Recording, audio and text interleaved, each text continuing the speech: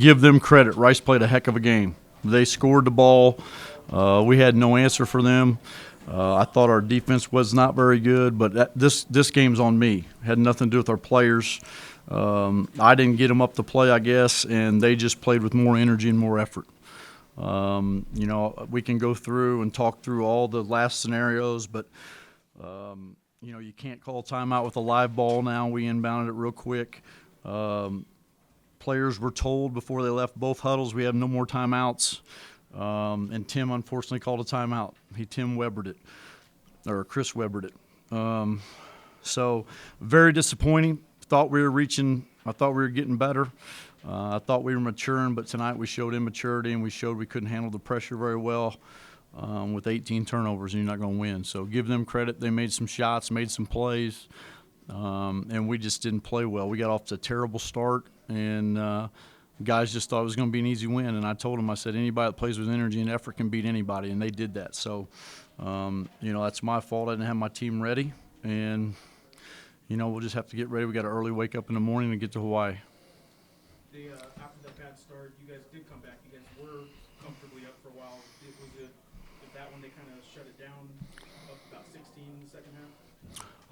I just thought we started making dumb plays. I just thought we're trying to throw it off the backboard for a guy instead of just laying it up. We're trying to throw alley-oops when you're up 8 instead of just laying it in. I mean, we just did some plays that an immature team does, and that's my responsibility. So that's my fault. Have you seen that at all this year? In games or practice? In games.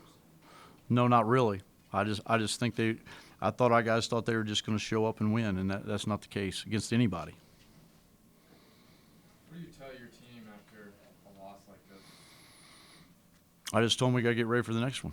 I mean, there's not much you can say. We just made bad mistakes. I mean, we should have went overtime. We had a good stop. We got the rebound, and we just unfortunately the clock didn't run out, and that's part of it. I mean, it's just a situation where we had the ball and we had a live ball, and you can't call timeout, and EB just unfortunately threw it away. So we just didn't make very mature plays down the end, and it's just part of it. Kolochoff has a career high with 32. Mm-hmm. What was he able to do to get loose on this? Make shots. Anytime you can make shots, I thought our guys did a good job, but I thought he's just better than we were tonight and made shots. And I think our defensive effort, they came out and ran 4 or 5 ISOs in a row and got him going in the second half. And we didn't guard him, and our guys had no urgency to guard. So you're not going to beat anybody in Division I if you give somebody 90 points. Where does this team need to improve the most heading into this tournament? The problem about now is they're jilted. Their confidence is shaken. And being a young team and never been through this adversity, it doesn't help that our starting point guard played 25 minutes. It wasn't very smart, and we just made dumb plays at the end. And I got to get my team to play smarter and more mature and handle pressure better. But their confidence is shaken, I'm sure. But they got to grow up and show some maturity, and that's part of it. So, hopefully we'll bounce back from it. Does a game like this, Coach, kind of test your patience on what you can tell them after you face a loss like this? I just think you try to coach them and try to show them where they made the mistakes. And I'm not going to go up there and beat them up or yell at them. I mean, it just happens. I mean, it's one of those things. I'm not going to yell at them or, it happens. It's part of basketball. But, I didn't see this coming, and I don't think they did. I think they just went in there and thought they could show up and win. And that's not the way it works. There's about a 10-minute stretch in the first half. I thought we got it back to playing the way we're capable of playing. In the second half, we just exchanged baskets with them. Then we got up, and then all of a sudden we thought that we were going to be the Harlem Globetrotters before they got into the pit. And we made some plays that are characteristic of an immature team and a team that hasn't grown up yet. And we have to do that. That's just part of the process. They had 23 points in transition on fast break points. I don't think anybody's done that with you guys this year. I think that's just energy and effort. I think they just ran and we didn't get back in transition, and we work every day on it, and we just didn't get back and we didn't do the little things to win this game. So with 3 games now, before conference play starts, starts, obviously on the road. You wanted to finish unbeaten at home. Mm-hmm. Overall, though, I mean, maybe it's too soon, but I mean, are you happy with the way this team has gotten? Jeff, you can't ask me if I'm happy after this game. I mean, I'm happy before this game. I mean, that's. Well, then, do you think the team was satisfied before this game too? Maybe too satisfied. Yeah, I think here's the thing that you have to realize, and this is part of our program that our guys have. We don't go on Twitter and talk about, hey, we're coming out, this is what we're about, hey, look at us. That's not what our guys do. Now, do I think that they might have been thinking that? Or do I think if you haven't won a championship or you haven't competed for a championship, no matter what sport you play, you can't go and be boastful about who you are. We don't do that here. But I think our guys inside, they thought they were pretty good.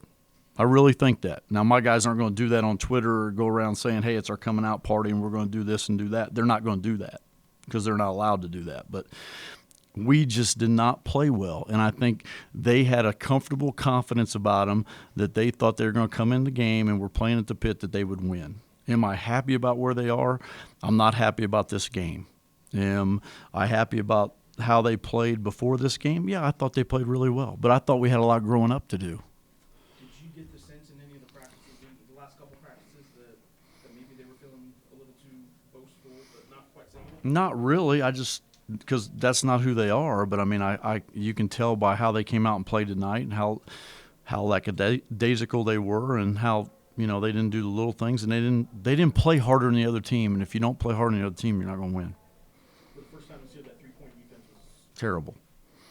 Bad. How was that? I just think they made shots. I think we didn't get out on the shooters. I just think, Jeff, we didn't play with any urgency. Coming up, we got Auburn in this tournament. Mhm. We got 3 games in 4 days.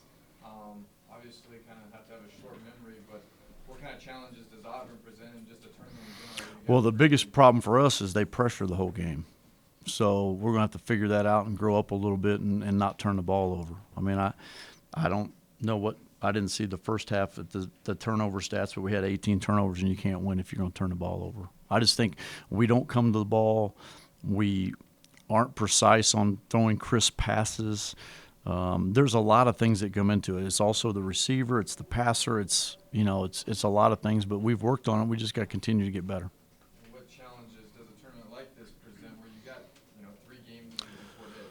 Well, it presents a lot because you got guys playing a lot of minutes, and hopefully we can get some play out of our bench. The field overall, I won't ask you to single out teams who might play beyond Auburn, but the field overall, can you just kind of give a comments on it? I think it's good. I think Oklahoma, I think, is 3rd in the country. Harvard's in the other side of our bracket with BYU, and I think both of those teams are really, really good. Washington State, we've seen Northern Iowa play, and then Hawaii's got a good team too. So I think the field's really, really strong. What can a tournament like this do or propel you to do later on in the season with like the Paradise Jam and what you guys are able to do? Well, I think what it does, it gives you an opportunity it prepares you to play for the Mountain West tournament late in the year. And it gives you a chance to play 3 games in 4 days. And, the Mountain West tournament usually is, 3 games in a row. So it'll give us a barometer, how our guys do with that and how they prepare for that. But it's a quick turnaround. I mean, we're going to play at 9:30 in the morning. It's almost like an AAU event playing that early, but our guys are going to have to be prepared for that. Do you like the tournament later in the non-conference schedule, or would you rather have it sooner? No, I don't. I think it's just whichever one you decide to play in. I think Thanksgiving's good, and I think Christmas is good. It's one of those things that the only problem is you're coming a long way back to play your first game here against Nevada. So it's just one of those things we're gonna have to deal with. All right, thanks.